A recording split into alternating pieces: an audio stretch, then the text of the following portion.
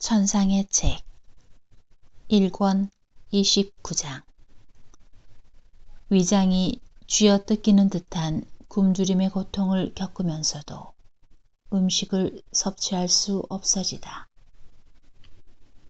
산재물의 상태를 중단하라고 명하는 고해 사제.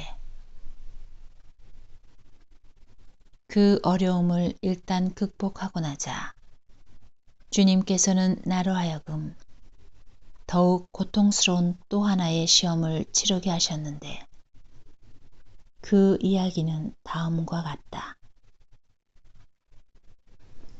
예수님께로부터 바로 전달되는 계속적인 고통으로 말미암아 나는 음식을 먹고 나면 그때마다 토하지 않을 수 없는 고통에 줄곧 시달려야 했다.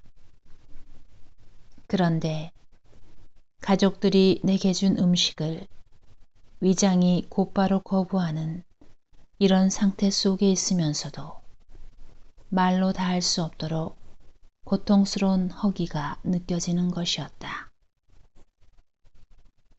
그러나 내게 주어지는 것만으로 만족하여라 고 하신 예수님의 말씀이 떠올라서 음식을 더 달라고 청할 엄두가 나지 않았고 만일 더 달라고 한다면 뭐라고 방금 다 토해버리고 벌써 또 먹고 싶다는 거냐 하며 가족들이 꾸짖을 것 같아서 지레 창피하기도 했던 것이다.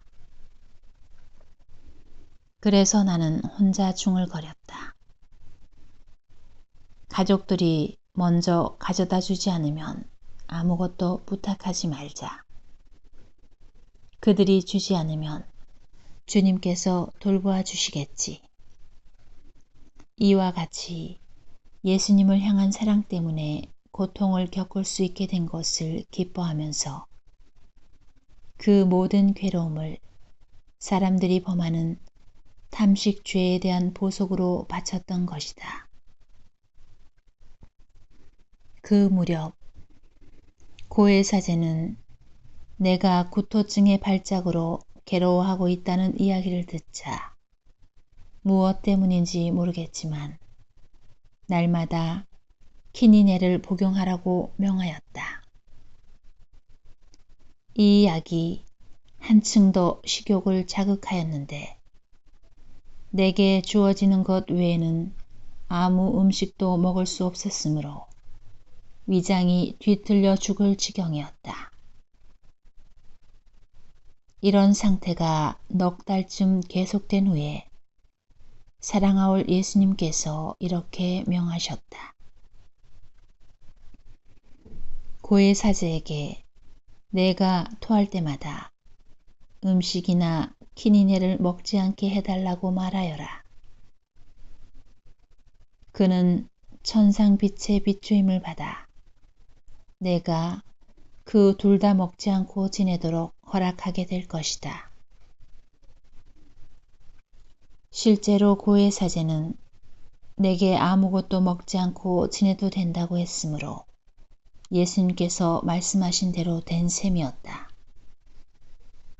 그러나 그 순간 그는 내가 유별나게 보이지 않도록 하기 위하여 이제부터는 하루에 한 번만 식사하시오 하고 말하였다. 이렇게 된 덕분에 나는 좀 더 평온하게 지낼 수 있어졌고 위장이 뜯기는 듯한 심한 고통도 사라졌다. 그러나 구토증은 여전해서 음식을 먹고 조금 있으면 아직도 매번 토하지 않을 수 없어지곤 한다. 사랑하올 예수님께서는 몇 번이나 거듭해서 사제에게 더 이상은 음식에 입을 대지 말라는 명령을 내려달라고 하여라 하고 말씀하셨다. 그런데 사제는 내가 그렇게 말할 때마다 항상 거절하면서 이렇게 말하는 것이었다. 음식을 먹어야 하는 것을 매일 한 번 이상씩 그 길을 실천할 기회로 여기시오. 그때마다 사람들의 탐식 때문에 주님께서 받으시는 모든 모욕에 대한 보석으로 말이오. 그렇지만 며칠이 못 가서 주님께서 또다시 말씀하셨다. 고해 사제에게 음식을 삼가게 해달라고 한 번 더 청해 보아라. 하지만 거룩한 무관심으로 청해야 한다. 다시 말해서 가부간 거룩한 순종으로 따르겠다는 태세로 청해야 하는 것이다.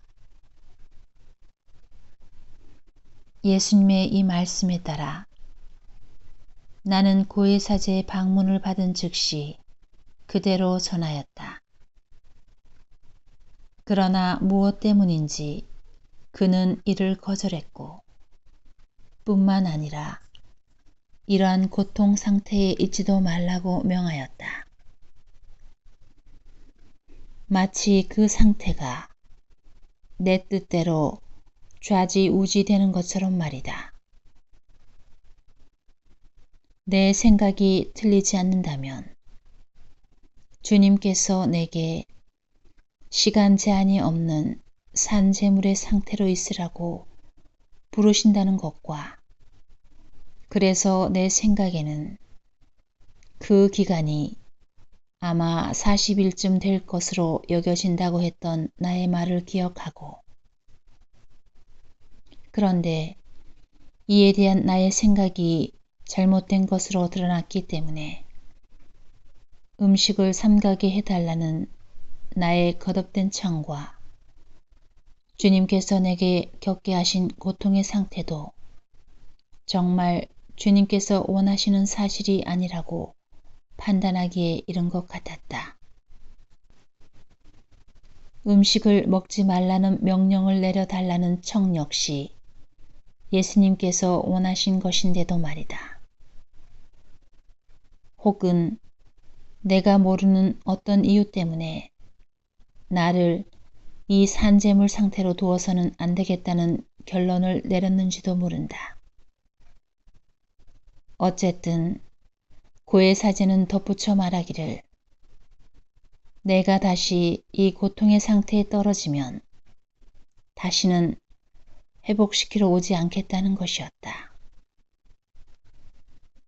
사실을 말하자면 나는 고해사제의 이 말을 거룩한 순종으로 그대로 따를 마음이었다.